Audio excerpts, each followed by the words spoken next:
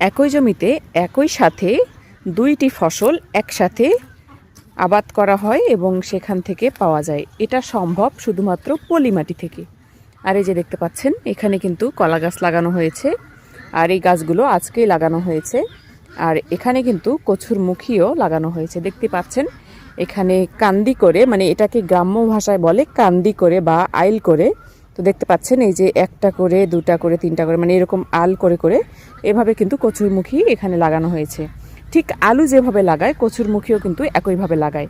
তো এখানে সার দিতে হয়, জৈব সার বলেন বা কীটনাশক যে সারগুলো আছে, রাসায়নিক সার, সেগুলোও কিন্তু ব্যবহার করা হয়।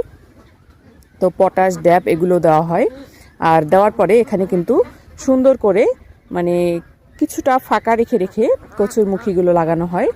আর এই লাগানোর পর এখানে কিন্তু কলা গাছ লাগানো হয়েছে। তো এগুলো হচ্ছে তুলসীমণি কলার গাছ, যেই কলাটা খুবই খুবই বিখ্যাত আমাদের এলাকায়। তো এই গাছগুলো সবেমাত্র আজকে লাগানো হয়েছে। তো আশা করা যায় কচুর মুখির পাশাপাশি এখান থেকে কলাও পাবো আমরা।